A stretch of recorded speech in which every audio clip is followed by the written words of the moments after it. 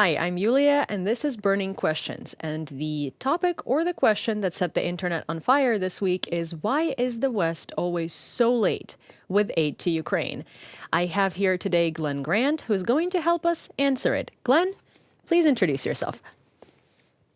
Yeah, thank you, Yulia. I'm Glenn Grant, and I'm a defence reform expert, and I I work for the Baltic Security Foundation, and I've been working in and out of Ukraine solidly since 2010. So actually, before the war started, and I was the first foreign advisor invited into the Ministry of Defence in May 2014 when the war started. So I've got quite a lot of background of the Ukrainian side, but as some of the things that the point you just made about the delay, I'm having to learn an awful lot about my own side as well, which is quite a challenge. Yeah, it's well, first of all, this is my first time speaking to you, so I'm very happy to hear that your background is mostly in Ukraine because a lot of the times that I talk to Western experts, it's people who started their career in the Soviet Union or haven't been to Ukraine until 2022 since the Soviet Union or mostly have been to Russia, however, are just the Eastern European experts in general, and that's always a very interesting conversation. I guess Yeah. what I want to ask you from the get-go is there is this situation that we are in Ukraine very frustrated with, right? If the West had provided us with the weapons we asked for in 2022, Russians wouldn't be able to hold their positions. If we were given F-16, then we would be able to cover our equipment while it's storming Russian positions, or if we were given F-16s before the counteroffensive in 2023. If we were given air defense earlier, if we were given, if we were able to strike deep into Russia, not as conversations today that still haven't happened, but back in 2022 or 23, we would still have active and viable electric infrastructure, and we would not have to prepare for severe blackouts in the winter. It seems like Western actions, while the West is helping us a lot, I don't want to discount it, are always a reaction to Russia's very, very, very severe actions, and they're never preventative. Why do you think that is? Okay, there's lots in there, and I'll try and remember it all and unpick them piece by piece. We need to go back to 2014, because actually, if the West had reacted properly in 2014, then 2022 wouldn't have happened. Of course. That is quite clear in my mind. And the initial reaction from people was from countries was, to put it bluntly, shabby. And I mean, much as I love the Americans, because they do try to do things right, what they did in 2014 was really, really weak. And I mean, the first lot of vehicles that came over, a lot of them were just not usable. So they were actually sort of almost like offloading things that they didn't want. They weren't taking the war seriously, and had, in fact, not just equipment and things, but had in 2014, America and Britain and maybe Italy or someone had put battalions inside Ukraine, in Odessa, on the sharp side of Kiev, this war would not have happened. The big war wouldn't have happened. But people resisted that. So we come to the big war. And again, one of the things that people don't understand is that a lot of the countries that are providing equipment simply did not have things to send. Yeah. So a lot of the stuff that they had was actually in store. But because of their own weak systems, because they weren't expecting a war or didn't, they hadn't actually maintained those equipments. Now, there's a big difference between Western equipments and Soviet Union equipment. So the Soviet Union equipments, because those are what Russia is using, are basic, and they are basic. So you can pull those out of store, drive them straight away, and maybe you need a bit of oil here and there on the wheels, but pretty much they'll drive straight away. Western ones, they won't, because they're not designed. They're designed like, sports cars in that respect, to be much more high quality. So if you haven't maintained those, you've got problems. I will give you a little story because it's realistic. When I was working in the army headquarters, when I was working in a drone troop years and years and years ago in the 1980s, we were told to check all our logistics and everything else. And our troop had a spare drone launcher, and the spare drone launcher was in the store 200 miles away with all the other spare vehicles. And when we actually checked that drone launcher, it was over 200 modifications behind the ones that we were actually using. And that 200 modifications would take a year to bring up to speed. So this is the reality. So some of those air defense systems are exactly the same. They've been sitting in store, not used, but the missiles have been updated. And the technical things on the ones they are using have been updated, modified, upgraded, new software. Suddenly comes along, hey, get the one out of store. Oh dear, we've still got 6 weeks of software modifications and testing before it's going to work, because you put the missile on it and it won't go. Yeah. So, people have been slack and lazy on the logistics. They've saved money on the logistics, and that is right across the whole of NATO, and not just NATO. I can assure you, other countries the same.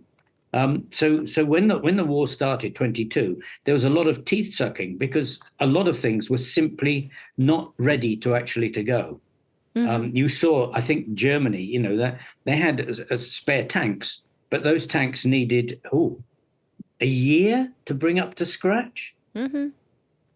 Yeah, so that's the first thing. So people couldn't do it.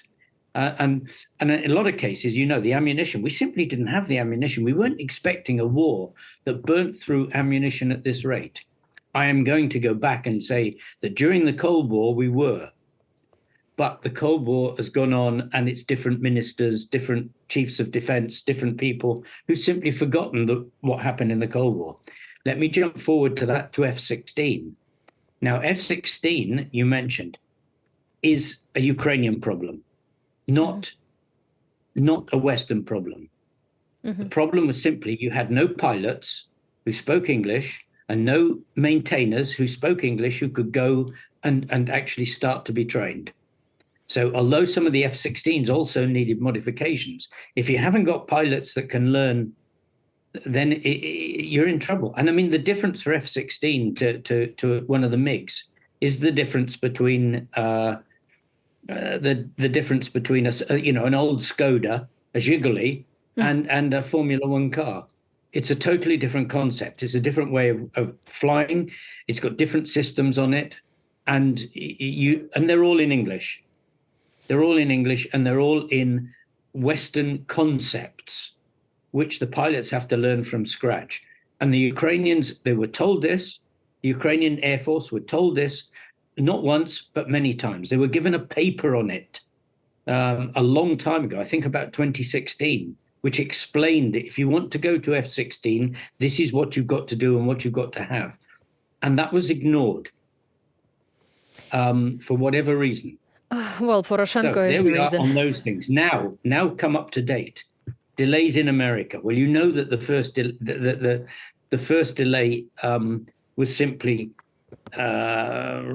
Russia has got its hooks into too many people in the Congress, of course, on the Republican side, and those hooks, unfortunately, are deep. So the first delay, 18 months ago now, isn't it? The first delay was basically a Russia-inspired delay through the Republican Party, who also hate Biden and therefore wanted to disallow Biden from doing anything. Now, I'm not going to excuse Biden for this because he had money, he had political and legal capability to do more than he did. But, I'm sorry, but he's a coward. Yeah. And he's a coward, and we know he's a coward. And he doesn't want anything to happen that might make the war worse. Well, in fact, his actions are making the war worse. By his very actions of not wanting Russia to do anything more expansive, they are doing it automatically because they know he's not going to stop them. And now we come up to date. Here we are.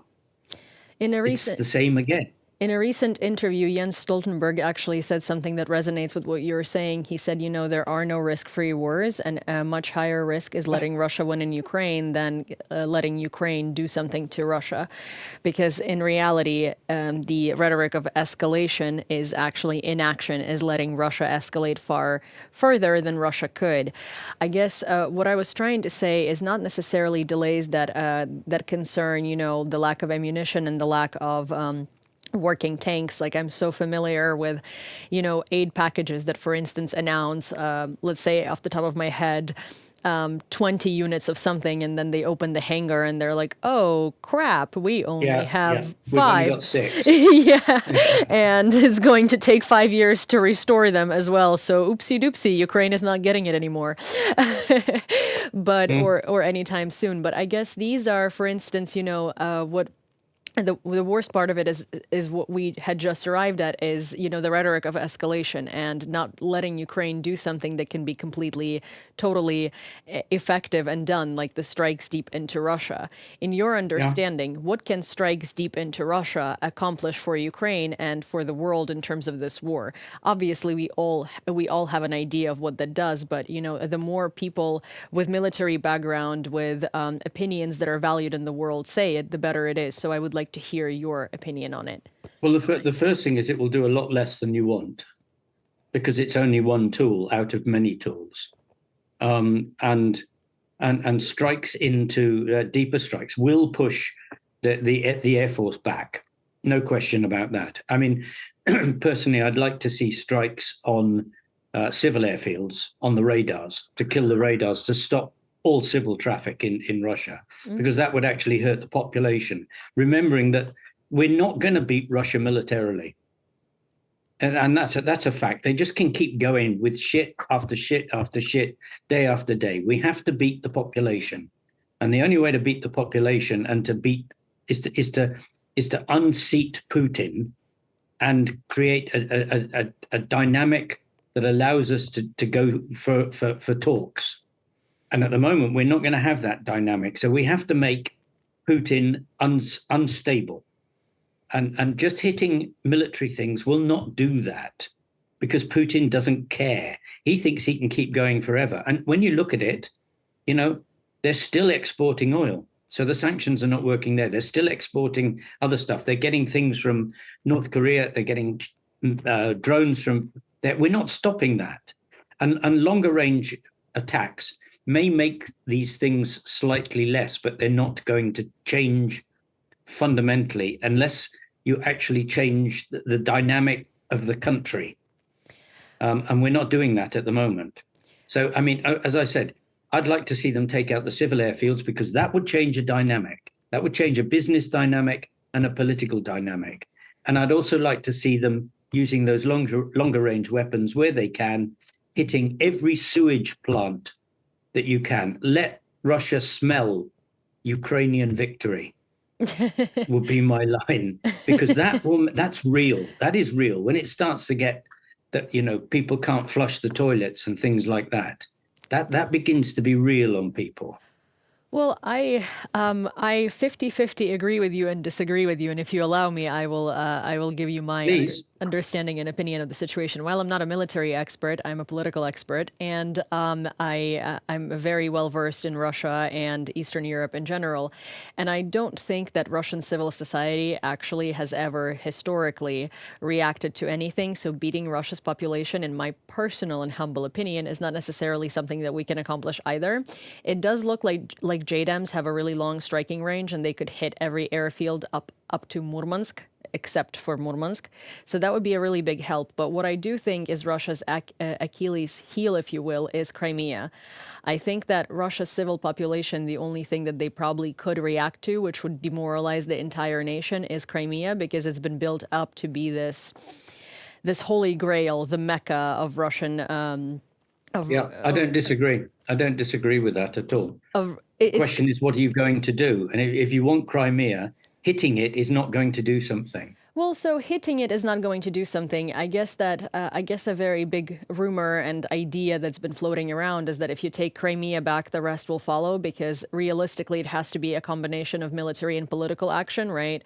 And we don't have resources for both. We can't take back Donbass and Crimea because clearly we're struggling, to take back anything at this point, with the delays, with the limitations, with our own capabilities, with the fact that, Ukraine can't fight forever because we simply just don't have 140 million people that we will forcefully mobilize into our military, and we're not planning, we can't do that. Well, nor does Russia, of course. Of course, but Nor does Russia. yeah, but Russia But does have a lot I more don't people. disagree with you on that. I mean, I think taking back Crimea is the great way to go. I mean, we had the possibility of carrying on 2 winters ago. The first winter when we were actually doing things. And if we'd have kept going then, if we'd have got a bit more equipment or ammunition then and carried on, I think the Russians would have folded, because they were in a desperate state. But we gave them time, and now they've sorted themselves out and found some commanders who know what they're doing. But then this comes back to it. What are long-range missiles going to do for bringing back Crimea? The only people who are going to bring back Crimea are brigades fighting on the ground, and they are, in my view, a long way down the list of people that are being supported. I mean, it is possible to make mortars quite quickly. It's possible to make mortar ammunition. Both of those could be made in big numbers, which would make a fundamental difference to all the territorial brigades. I mean, in Britain, a battalion has 6 mortars. Not one, not none, has 6. And that should have been what we were aiming for right from the beginning. But it's like, for me, it's like the brigades are not considered to be a war winner. But actually, they are the only war winner, because if you don't put people on the ground, you don't have the ground. You can destroy what you like, but it's feet on the ground, infantry on the ground that actually that will win the war for you. And that means a change of thinking, because there's a lot more infantry equipment out there in the world that could come than we're asking for. So speaking of that, right, we started talking about what we can do in order to win this, and one of these things would be Crimea. So one of the very big events that happened this week is Zelensky has presented his victory plan to Biden and a string of other officials. What do you think of that? What do you think this victory plan could entail in this situation? Because there's such a veil around it, right? And considering everything we've just talked about, of course, there are so many steps to victory yet that I wonder what could be the path to that. To be honest, I have no idea, because I don't know what's going through his and Ermak's minds. But if one takes what I just said, the clear results of what you have to do, and they're not doing anything about that, then I doubt that those things are in the victory plan. Mm-hmm. So my worry is that the victory plan is looking for more big ticket items, longer range weapons and things like this, which will not create the victory that we want. Well, That's my worry. Linda Thomas Greenfield actually commented on the victory plan today and said that she found it surprisingly viable, which is something that kind of gives me a bit of a warmer feeling, I suppose, because, reading these types of things in the media online, you're especially being here. I'm in Kyiv in Ukraine, and I moved here from the United States about 7 months ago. I've spent half of my life here and then half of my life there, most recent half in America. So coming back here and being in Kyiv and reading these things online and knowing what's happening on the ground, you're kind of like, what victory plan? How did we move on from the peace plan to the victory plan in a span of about a week, with all of those things still missing and plans missing? But a U.S. official coming out and saying that they found a plan viable seems quite inspiring, wouldn't you think? No, because US look at things in a different view. They look at it from a US perspective. You started with this comment about people having, a different perspective. I I would want to see from, when it's leaked, which it will be. Of course. I will want to see what good Ukrainian analysts and some of the Russian bloggers say about it before taking it, because I'm sorry, but lots of things have been written for the US, Of and course. then they haven't done anything with them, Of course. and it it could be absolutely right. Let's keep our fingers crossed that it is. Let's keep our fingers crossed that America says yes, this is a good plan. Let's do it, and then it moves forward and it's successful. But I just have my doubts because I don't see anything else supporting these things in terms of action here in Ukraine to create something that can actually do change. Well, for sure. I mean, I will say that that it can't be discounted how many different military innovations Ukraine has come up with and how many things we have substituted for. But we do have one major problem, and that major problem towards victory is the fact that we have still a hybrid military, and that hybrid is tipping towards Soviet more than it's tipping towards NATO. And there are Yeah. lots of generals that are not combat ready, that have never seen the battlefield, that are kind of, I guess tying the soldiers hands behind their backs, not literally like Russians are doing it, but metaphorically for sure. And there are a lot of good soldiers and a lot of good leaders that are not being put in the correct Mm. positions. And their talents and their vision are being sort of, undermined and pushed back, while these are the people that could actually make a difference and make a change. And I think that's the biggest stone around our neck in terms of real I, military progress. I agree 100%. I mean, I'm waiting to see what NATO said, because NATO said it's going to do more as NATO. And possibly doing things in country. I'm waiting to see what comes out of that, because we're now weeks and weeks and weeks with no word of what this grand plan is for supporting. But I think that you're right. I mean, unless Zelensky actually bites the bullet and goes for younger, more dynamic officers who've proven themselves on the battlefield to command the army and to command the divisions, then we're going to stay in the same Soviet mess for a lot longer and just losing more people.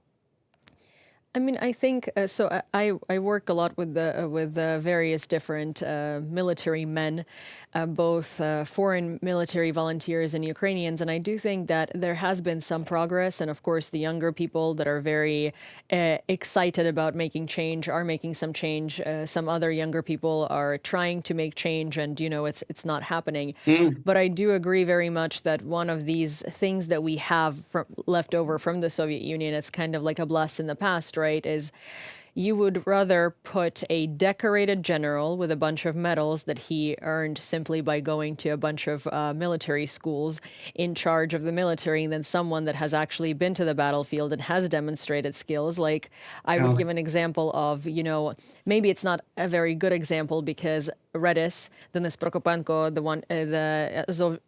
the commander of Azov, who led the defense of Mariupol, led localized defense, right? But he had demonstrated that he has the skills to perform under the pressure and to hold positions and to build defense out of 0 to 100, right, in a situation like that. So giving him more of a position of power, I'm not saying, substituting Syrskyi with him, but putting him in a position where he could evolve those skills and make those skills better and potentially, move on from being able to organize localized defense to being able to organize a much broader defense would be great. But we're not doing that because we do have that echo of the Soviet Union where, there are generals that are much more decorated than him, Mm. which I think in this war is just something. I think you actually brought up a very good point because a lot of the times we talk about what can the West do to help us, but we don't necessarily, well, Ukraine is dealing with a lot, but we don't necessarily talk about what we can do to help ourselves. And I think it is time to put away all of these preconceived notions and all of these teachings that we have been following for the entirety of our existence and, take risks ourselves and maybe fire a bunch of Yeah. people at the top and substitute them with someone new and someone excited and someone who's not burnt out. I think that No, I would help agree. Ukraine I agree, greatly. and one would hope that that might be in the plan. Um, Whether that because I mean, if you go back to go back to Israel, and then what did they do? They chose the commanders, the guys that really knew what they were doing, who'd fought, proven, and put them in charge. And I think it is time to do that because the others have proven, uh, disproven that their system works. Although they'll say it would because we've not been overrun, but we've not been overrun at phenomenal cost Yeah. to the country, and the financial cost of losing a soldier is huge because the next one is not trained. He's Yeah. got to be recruited, trained, moved, equipped, and so everyone we lose is a serious loss of treasure Yeah. to the country. Well, And nobody seems to be taking that seriously. It's just, oh, give me more, and give me more is not an option for fighting for Ukraine yeah, because Ukraine. more is running out.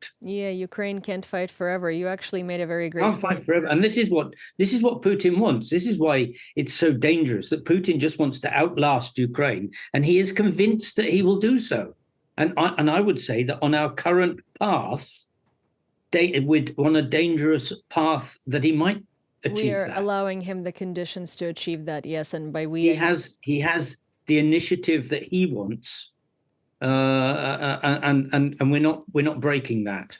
well, he also has partners that that are not cowards and Yeah, partners that are not considering they're taking action. Iran and North Korea, which is a crazy thing to even say. Never would I think that in 2024 Iran and North Korea would be allowed to do the things they're doing, but they are, and they're not considering helping Russia. They're sending them truckloads and container loads of yeah. ammunition and Lorry, explosives. train loads of ammunition, And train explosives loads of and ammunition. ballistics as well, which is quite wild. Yeah, But you did say something. You did say something very feasible, where Ukraine can't fight forever. And I think another mistake that sort of was made. It was a blessing and a curse in the beginning of the full-scale invasion, when Ukraine has demonstrated itself to be this resilient army of people who are happy to fight, not happy to fight, but who are going to fight, who are going to put an effort, who are unbreakable and resilient, and all of that. I think mm, that created this image where Ukrainians can figure it out, especially when we took back Kharkiv, barely having really anything to take back Kharkiv or Kherson with.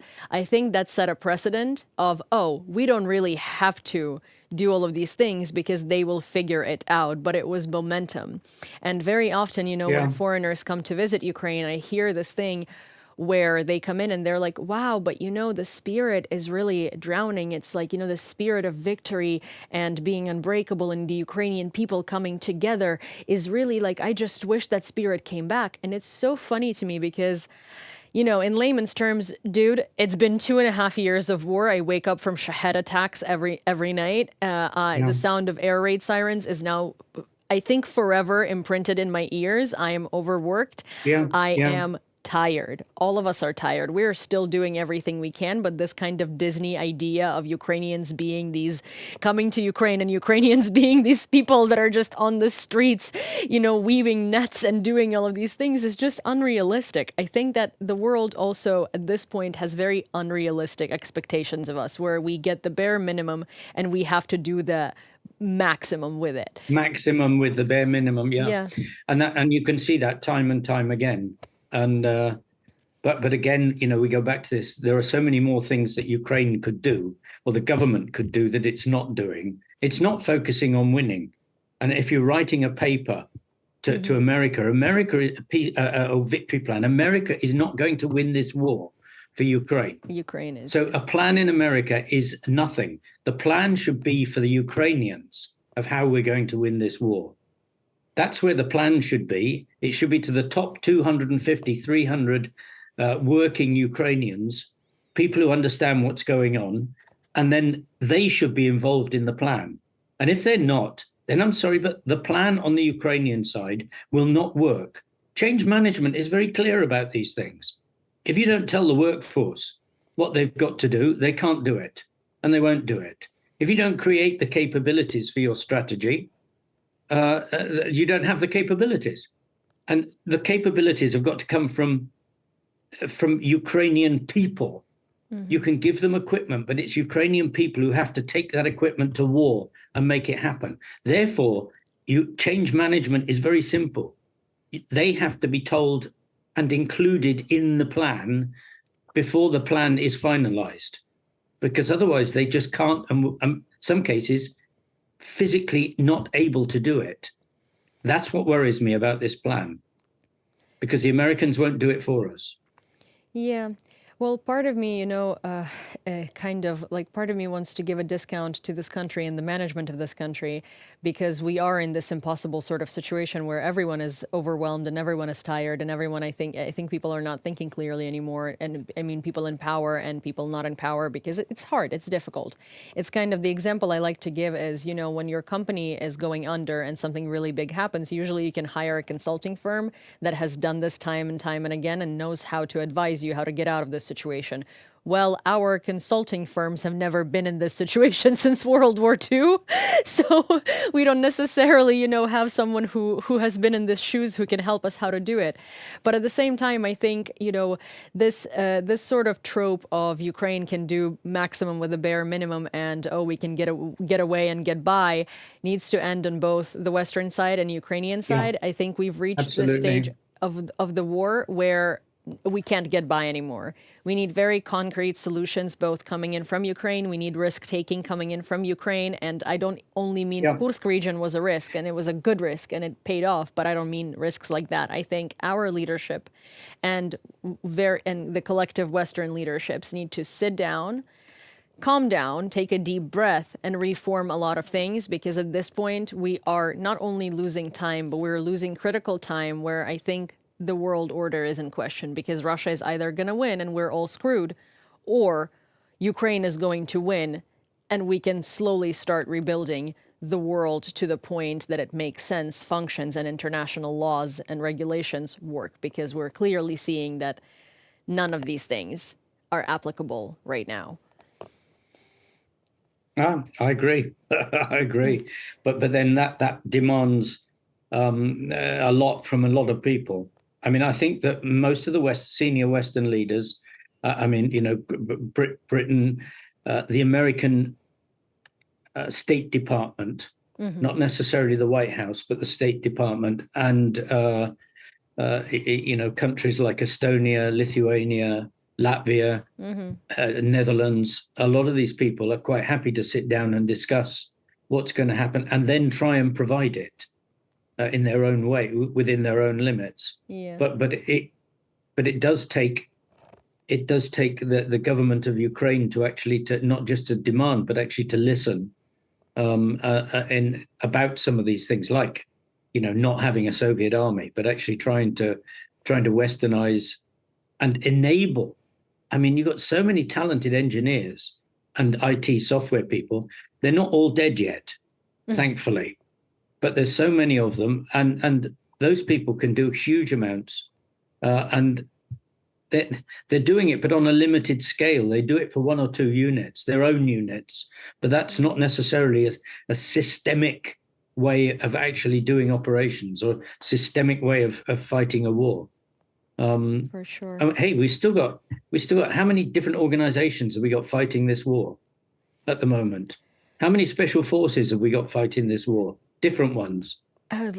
GUR, SOF, Yeah, police. it's incredibly hard to count. I don't think I have enough fingers on my hand, and a lot of Yeah. them are And not. those things can be sorted out pretty quickly, They can Yeah. be sorted out pretty quickly. One organization, one boss, and one training area, one equipment, and not all this disparate, because the disparate ones, a lot of them are really, really good. They're world class. But when you don't have coherence, it's a pinprick here and a pinprick there, and a little bit here and a little bit there, which often are not focused on the main aim, the main strategic aims of winning the war, and that's because has anybody written down for everybody how we're going to do this? And I'm sure that most soldiers don't know what the plan, what the general theme of the plan is, apart from go and die. Well, yeah. I mean, in a lot of cases, there is also, I mean, it's such a complex situation, especially politically speaking. A lot of soldiers do not get given information until last minute. Their commanders do, but they do not get Yeah. information given until last minute because a lot of our soldiers are on Twitter. And hear me out on this. Russia pays bots for disinformation and for discouraging Russia. Ukraine does not have the money, the resources, or the infrastructure to have bot farms that will be putting out real information out there, right? So we rely on the Ukrainian people. So let's say if we need Russia to think that we are running out of ammunition or that we're desperate in a certain area, so Russia attacks it and we actually are not desperate in that area, we need the soldiers to start complaining about ammunition on Twitter. I'll give you an example. It was about 6 or 8 months ago. It was in Donetsk, and there were groups of soldiers on Twitter crying out loud about the lack of ammunition, and it was so severe and so bad. It was like a huge, huge viral situation on Twitter, on Instagram, everywhere, right? And then one day, Russia attacks with a bunch of tanks, and the ammunition just shows up. And the thing is, ammunition can't just show up. It's not like, oops, it made it into the country and it suddenly made it to the front. It's very clear that it was being held back specifically for this type of disinformation campaign. And then the Russian tanks were fully destroyed because they weren't You can't expecting fight a it. war by going on that. I'm sorry. You can't live your life on that, Of because course. otherwise you don't do anything. You have to take risks, and the boys have to be led, and they have to have explained, please, we're at a critical time. Do not go on Twitter. And okay, if you've got one that's paid, he's going to be identified pretty quickly because he's going to be the only one on Twitter speaking. Well, I guess the idea here is that, since we cannot influence or dominate the information space as much as Russia does, we try to use our own population to create this info space. Because again, Russia has bots, Russia has, all of these hired propagandists, and we don't, and we are also, I guess, not interested in it. So we're trying to get by, or at least it looks like we're trying to get by as we can. I think there are so many moving parts in this situation that of course there are so many things that are not working right, and I hope that they're going to be that the process of implementing them is going to be sped up. But I also do give a little bit of a credit and a little bit of a discount to our government with the fact that I think it's like an avalanche. Everything is dropping down on you, and you were. It is, but then you have to get people in that are capable of dealing with the avalanche. Not have people who are second division and third division working for you. Not have people who are constantly on social media saying how good they are. Okay, don't give them credit for not doing the things that they're right. There are 150, 200 world-class managers, more, 1,000 world-class managers in Ukraine, and those people should be in the government. If you look at the First World War, what did Great Britain do when it was in this situation? It pulled all the best people into government. What did Churchill do in Second World War? He pulled all the best people into government and in the key positions. So, people who knew how to create ammunition, who knew how to build factories, were into the ministry to do this. First World War and Second World War. The examples are strong of how to do this properly. It's been done before. And you don't put second grade people running ministries if you want to win. So I'm not going to give them credit for that, because it's wrong. It's wrong. There are, where are these people are out there and they're not being used. Yeah, there are a lot of very talented people here in Ukraine that I Huge would amounts love of to see talented people. in the government. Especially, there are a lot of people, there are a lot of Ukrainian people actually that have lived abroad for a very long time, but still have strong Yes. ties to Ukraine, that have come back and have lived here for 2 years, and that, for instance, have all the accreditation and knowledge to work in certain foreign ministries or to be attaches or Yeah, to be diplomats, but they're not. But they're not because they're but being. they're not. Yeah. I mean, I've got Ukrainian friends on Twitter, not Twitter, sorry, on LinkedIn, who are working as advisors to the government. But they are much, much, much better than the ministers.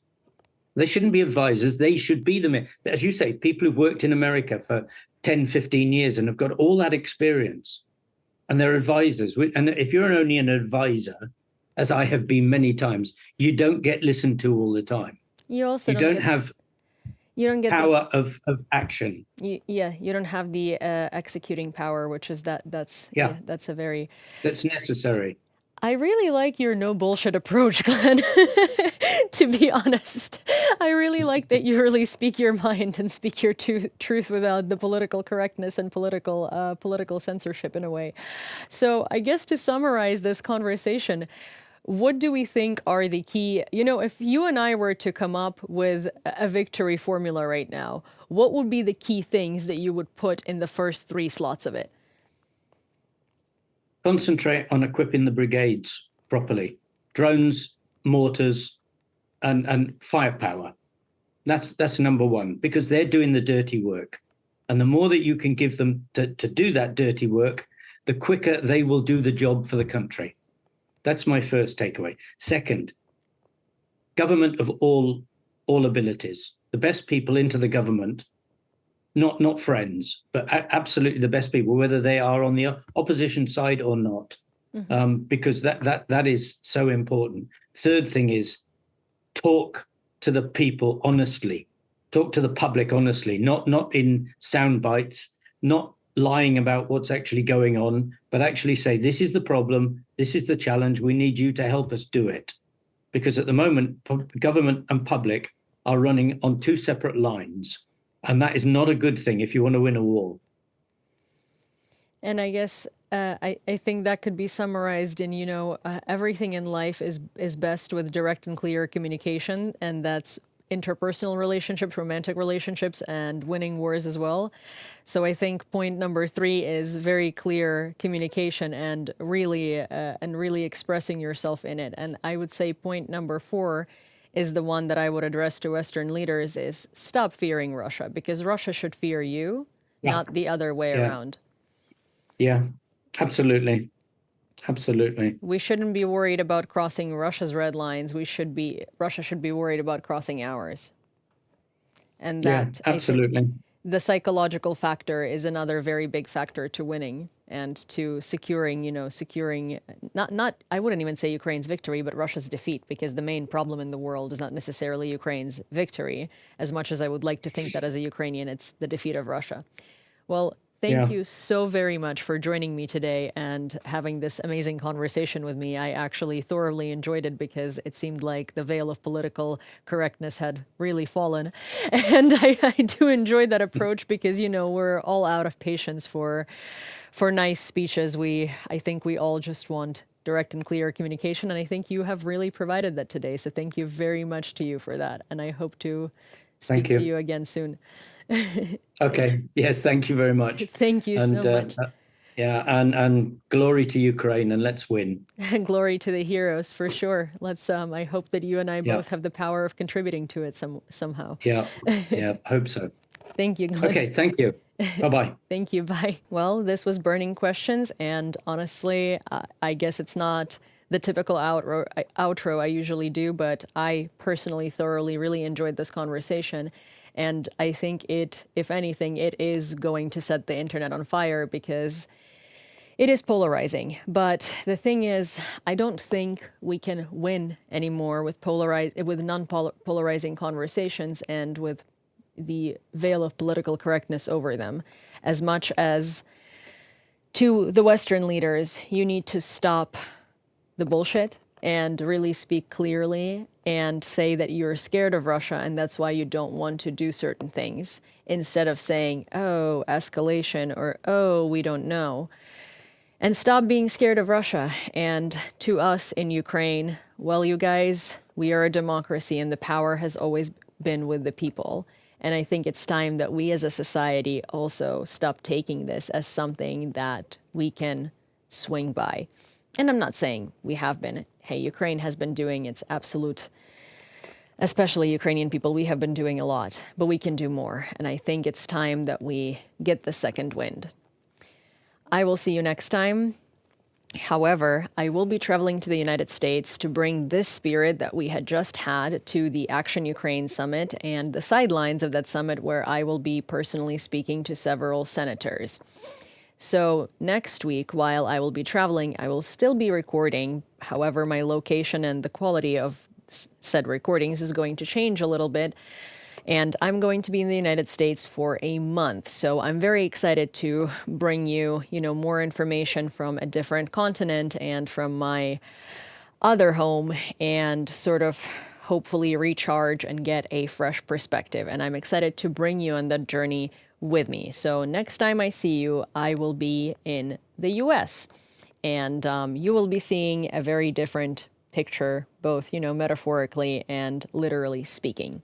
So anyhow, please don't forget to like this video, give it a comment, and send it to a friend, because I personally think it was great, and I think a lot of people need to hear it, and I hope you do too. And if you enjoyed this conversation, and if you want to hear more conversations like that do, in fact, cause some fires on the internet, please don't forget to subscribe to The Gaze.